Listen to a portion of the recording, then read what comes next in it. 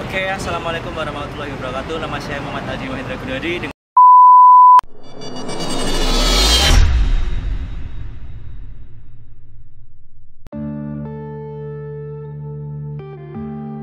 Cek tes. Oke, masuk ya. Baik, assalamualaikum warahmatullahi wabarakatuh. Selamat malam teman-teman semua. Berjumpa lagi dengan saya ya.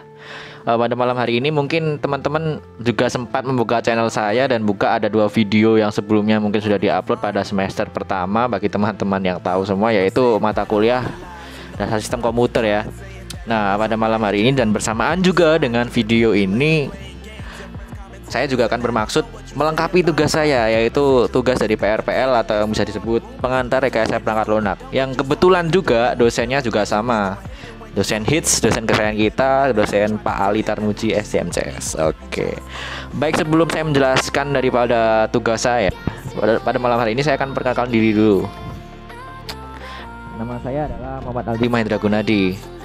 Ya, mungkin teman-teman bisa lihat di layar ini muka saya waktu saya masih SMA ya, belum segembrot ini ya, segendut ini ya.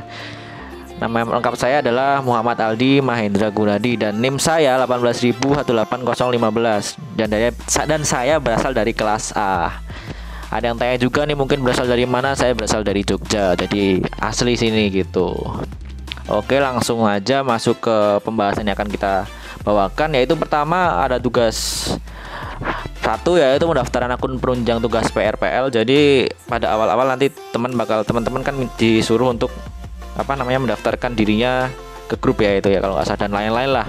Lanjut ada tugas 2, ada persiapan peralatan pengembangan dan pendaftaran project. Yang ketiga ada pembuatan project dan pemasangan di klien. Yang keempat ada menyusun kebutuhan pengembangan dan perancangan aplikasi. Yang kelima ada modul pencarian dan uji kompetensi yang mungkin pada saat ini di video ini sebagai pelengkap untuk tugas ke-5 gitu teman-teman. Langsung masuk ke tugas pertama agar mempercepat juga. Di sini tugas pertama itu ada 4 macam ya. Ada A, B, C, D. Yang pertama itu pendaftaran di WA Group PRPL 2020. Nah, di WA Group ini terdapat 3 kelas termasuk kelas saya, kelas A, B, C. Jadi tugas ini tidak hanya untuk tugas 1 kelas namun juga untuk 3 kelas tersebut. Gitu. Yang kedua, yang tugas 1B ada pendaftaran di mailing list PRPL. Yang ketiga, yang tugas C pendaftaran di gitlab.com. Yang keempat ada pendaftaran akun di @blogwadac.id gitu. Langsung masuk aja tugas pertama. Nah, di sini kan tadi yang tugas pertama suruh mendaftarkan di WA Group ya. Oke, sini udah ada hasilnya yang mungkin dari screenshot teman saya, itu profil dari saya. Dan selanjutnya ada tugas 1B pendaftaran di mailing list juga berhasil, sudah didaftarkan via webmail WAD. Yang ketiga itu ada tugas 1C pendaftaran di gitlab.com, akun saya Muhammad Aldi Mahendra Gunadi. Dan yang 1D form pendaftaran akun di blog WAD juga sudah selesai semua, alhamdulillah.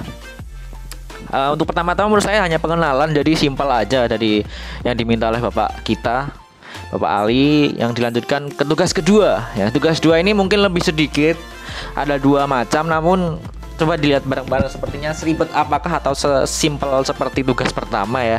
Jadi tugas 2A ada persiapan peralatan pengembangan untuk tugas proyek kita. Lalu pendaftaran project, dari situ kita mendaftarkan judul daripada project kita gitu. Lanjut. Oke, hasil screenshotnya seperti ini.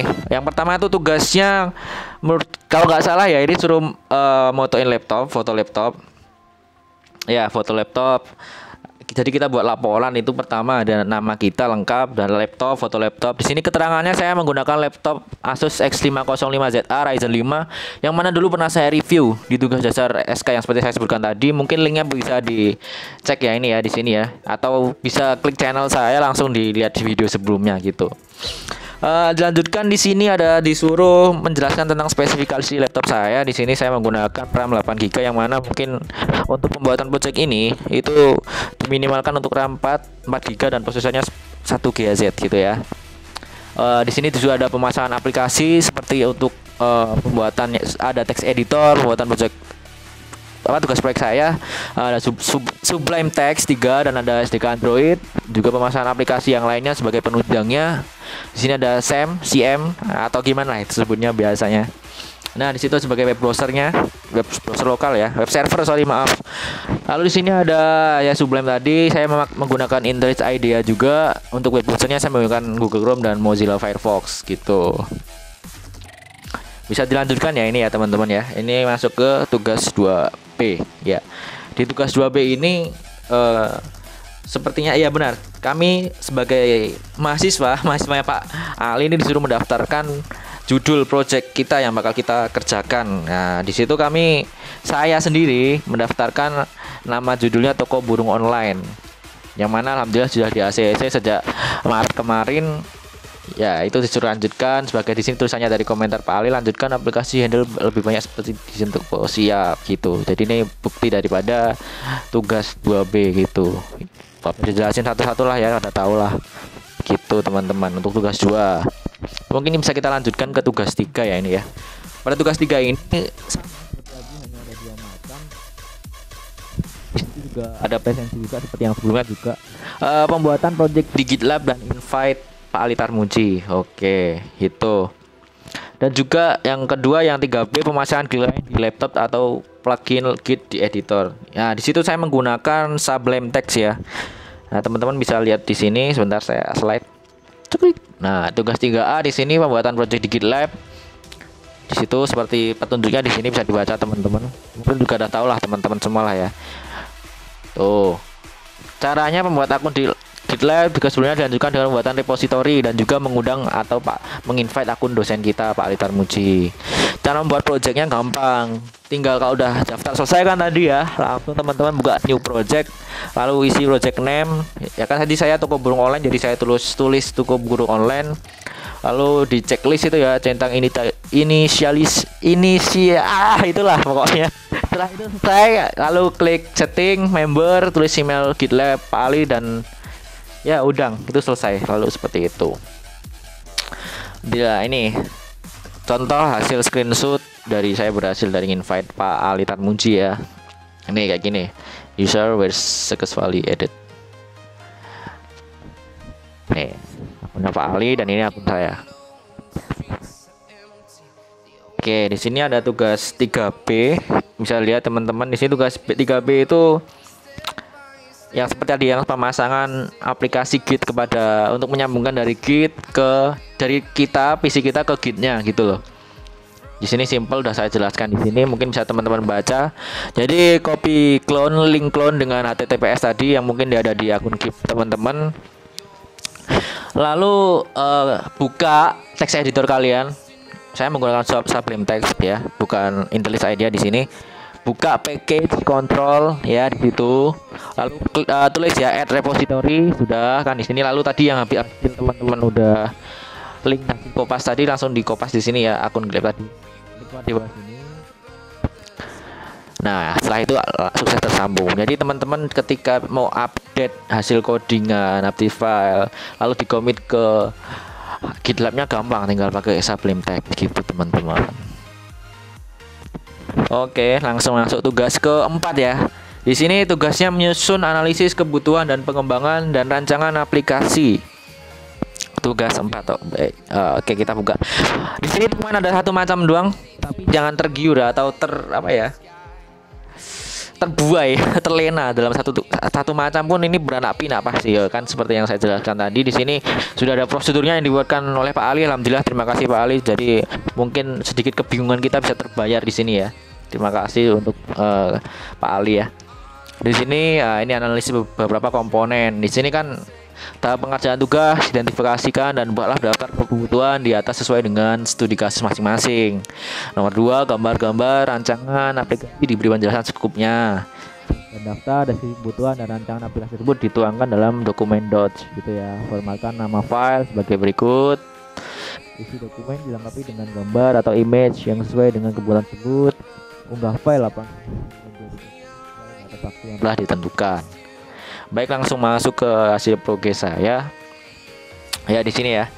Hasil analisis saya kebutuhan hardware-nya di sini sebagai berikut. Developer dibutuhkan PC laptop yang minimal 2 ya RAM-nya. Untuk developernya minimal 2, tapi sini alhamdulillah saya menggunakan minimal RAM 8 GB. RAM 8 GB maksud saya. Nah, untuk hardware untuk kliennya seperti sama seperti developer, karena ketika mungkin kita menggunakan dua dan klien di bawah dua itu tidak bisa, karena tidak bisa RAM tersebut tidak mendukung untuk membuka daripada hasil developer tadi gitu. Di sini analisis kebutuhan software seperti yang disebutkan tadi, saya menggunakan tem PHP MyAdmin sebagai database, tabel text, lalu juga web browsernya jangan lupa. Untuk klien juga kurang lebih sama gitu. Untuk database dari aplikasi yang saya buat, di sini ada data karyawan ya, analisis database-nya ada data karyawan, di mana nanti karyawan juga login di situ. Di sini ada data pelanggan, ID pelanggan ya, ID pelanggan, nama pelanggan, alamat, data sebagai pelanggan juga harus mengisi, data barang juga sebagai stok penjualan barang-barang yang akan dijual. Lalu di sini ada transaksi sebagai hasil transaksi juga ya, seperti itu ada di menu transaksi tersebut. Itu lanjut. Di sini juga ada analisis kebutuhan prosedur. Jadi mungkin kalau teman-teman kemarin mengikuti. Oke, maaf teman-teman tadi ada kendala. Jadi di sini saya akan menjelaskan lagi ya untuk yang keempat, analisis kebutuhan prosedur, proses bisnis dan tata cara sistem dan lain-lain juga. Nah, jadi teman-teman kemarin di semester 3 kita sudah diajarkan ya, bikin proses bisnis seperti apa di mata kuliah basis data. Kita lihat untuk proses bisnis dan tata cara sistem di aplikasi saya, ini kayak gini. Lalu ada analisis kebutuhan personalia ya. Jadi manusia atau sumber daya manusia yang terlibat dari sisi developer dan juga dari sisi klien. Ini teman-teman bisa lihat ada dua ya jenisnya. Seperti berikut. Lalu di sini ada analisis kebutuhan dokumentasi. Ya, fasilitas aplikasi saya ada sebagai berikut ya. Di antaranya ada menu home, menu login karyawan, daftar dan list data karyawan juga, ada menu login pelanggan, ada daftar dan list data pelanggan. Ada juga menu barangnya, lalu juga ada daftar list data barang yang dibeli, dan juga ada menu transaksinya nih. Terus di sini ada menu hasil transaksi juga, dan juga yang terakhir ada fitur percaya ke Google gitu. Oke, insya Allah semua sudah mencakup ya daripada aplikasi yang dibutuhkan untuk jual beli. Ya, oke lanjut. Ya, ini adalah tampilan awal daripada aplikasi saya. Bisa dilihat ya di sini, sebagaimananya toko burung. Nah, di sini kan ada home, login karyawan, ada data karyawan, ada login pelanggan, ada pelanggan juga, ada pilih burung. Ini maksudnya pilih barang ya, pilih burung.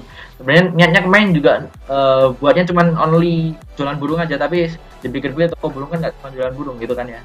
Nah, di sini ada barang yang dibeli, ada transaksi, hasil transaksi dan juga search-nya kan. Di sini bagaimana toko burung ada sangkar. Saya buat wallpaper-nya seperti ini ya. Lanjut. Oke, yang kelima ini final tugasnya untuk saat ini. Belum keluar lagi ya tugas ke-6-nya. Dan mobile. Lanjut di sini tugas kelima. Ada modul pencarian ya, teman-teman bisa lihat tahap pengerjaan tugasnya dan prosedurnya seperti ini. Nah, pada tugas 5 ini terdapat dua macam, yaitu modul pencarian yang seperti ini. Lalu yang kedua uji kompetensi 1, yang mana tugasnya disuruh buat video tadi, lalu juga buat PPT yang seperti saya buat Anda teman-teman lihat di sini. PPT-nya seperti ini. Lanjutkan. Nah, ini untuk tugas laporan tadi yang untuk modul pencarian sebagai berikut. Daftar kebutuhan fungsional pada aplikasi toko burung. Di sini saya daftar kebutuhan fungsionalnya ada satu, yaitu sistem login. Yang kedua ada multi-fungsional dashboard. Di sini ada sistem cek data juga, ada sistem search dan juga kebutuhan fungsional berupa input, hapus, dan edit data gitu. Untuk link repository saya di sini, alamat linknya nih. Dan untuk saat ini proses yang dikerjakan baru sampai ke login tadi, login. Ini kan home-nya ya. Tapi yang baru saya kerjakan di login terus tambah pelanggan gitu. Login tambah pelanggan untuk karyawan juga. Nah, kemarin kan juga disuruh di prosedur itu disuruh untuk mengunggah filenya semua ke GitLab ya. Nah, sini bisa teman-teman lihat hasil unggahan saya. Nih. Ini juga ada screenshot potongan script untuk timeline login. Tuh. Nah, ini yang dicari-cari tadi. Jadi ini untuk timeline login saya yang sudah tadi nih. Di sini ada ID karyawan, masukkan ID-nya, nama karyawan, siapa, terus nomor HP-nya, misalnya ID karyawan 1234578, nama karyawannya Joni, terus nomor HP 0800000 gitu ya. Oke, lanjut. Oke ya, ini terakhir ya dari saya, mungkin yang sedang teman-teman tahu juga, bakalnya pastinya tahu lah ya.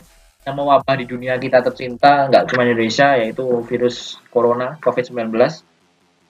Ya, di sini juga saya menceritakan gejala-gejalanya untuk teman-teman ketahui juga, mungkin belum baca-baca. Jadi virus corona ini kan menyerang sistem pernapasan sih ya. Nah, di sini ada gejalanya, itu pertama demam tinggi. Wah, demam tinggi kayak flu biasa tuh ya, demam tinggi. Lalu ada batuk kering, lemes gitu kan, tenggorokan, sesak nafas, dan juga sakit kepala. Jadi kalau kita kira teman-teman sudah terindikasi mempunyai gejala-gejala seperti berikut, jangan diam saja lah ya. Segera diperiksakan ke puskesmas atau rumah sakit terdekat gitu. Ya, teman-teman juga bisa tahu juga hasilnya seperti apa, dan juga jika terkena nauzubillah min dzalik, teman-teman bisa tidak menularkan kepada keluarganya gitu. Nah, di sini ada WHO menyarankan untuk mencegah infeksi dan memperlambat penularan COVID-19. Perlu dilakukan sebagai berikut ya. Cuci tangan, pertama cuci tangan secara teratur dengan sabun dan air yang mengalir, atau bersihkan dengan usapan berbasis alkohol. Nah, hand sanitizer loh yang mungkin sekarang udah mulai langka ya di Indonesia nih. Nah, yang kedua itu pertahankan jarak minimal 1 meter, social distance atau social distancing itulah ya orang-orang zaman sekarang menyebutnya. Tuh. Yang ketiga, hindari menyentuh wajah Anda. Ya, betul. Tutup mulut, hidung saat Anda batuk dan bersin. Lalu tetap di rumah jika Anda merasa tidak sehat. Nah, tapi jangan semata-mata ditelan matang-matang, telan bulat-bulat ya, kalau tidak sehat masa nggak pergi kan gitu kan. Jadi maksudnya di sini adalah jika merasa mungkin tidak sehat itu jangan pergi ke kerumunan. Kalau terindikasi corona, Anda bakal menyebarkan ke orang lain. Jadi langsung ke rumah sakit atau puskesmas terdekat aja untuk tes gitu. Lalu jangan merokok. Nah, bawa ini kurang-kurangi lah ya, ngututnya dikurangi gitu. Nomor 7, berlatih menjaga jarak dengan menghindari yang tidak perlu ya, seperti itu. Nah, untuk per hari ini tanggal 2 April kalau tadi saya nggak salah baca, itu Indonesia udah terkenal lebih dari 1.500 orang yang terkena positif corona. Teman-teman harus bisa memahami benar tentang apa yang sedang menyerang dunia kita. Ini nggak cuma Indonesia, jadi semua udah zona merah. Ya mungkin di daerah teman-teman ini udah red zone atau zona merah tadi ya, hati-hatilah gitu ya. Kita sama-sama menjaga bersama agar kita semua sehat dan tidak terkena virus yang sangat mematikan. Tapi saya harap juga teman-teman jangan terlalu panik. Ya malah nanti kalau panik itu malah nanti terpapar karena paniknya gitu. Imun tubuh turun, nah terus teranglah virus seperti itu. Jadi teman-teman harus bisa menjaga imun tubuhnya, olahraga teratur juga gitu. Ya, untuk yang terakhir juga ini ada media sosial saya. Mungkin teman-teman bisa lihat di sini ada Instagram saya Aldi Mahendra pakai G ya. Dapur nanti pasti di fullback. Pansos sama dia, Mbak ya. Oke, di sini ada email aldimahendra19@gmail.com, bisa teman-teman kalau ada apapun lah yang mau dikirim ke sana itu. Ada Twitter saya di sini. YouTube-nya Aldi Mahendra ya. Jadi channel yang ini bukan channel asis saya, bisa teman-teman lihat di sini ada Aldi Mahendra. Ya, mungkin sekian itu aja yang bisa saya sampaikan. Kurang lebihnya saya mohon maaf. Buat teman-teman jika ada pertanyaan bisa di kolom komentar. Kurang jelas tentang apa progres saya dari pengerjaan PRPL ini, atau apalah, tanya apa aja lah di komen gitu ya. Bisa subscribe, jangan lupa juga untuk like juga. Nggak penting sih subscribe buat apa sih, tapi nggak apa lah, biar rame-rame aja, asik-asik gitu ya. Ya, mungkin sekian dari saya. Bila bisa bilhaq, wassalamualaikum warahmatullahi wabarakatuh.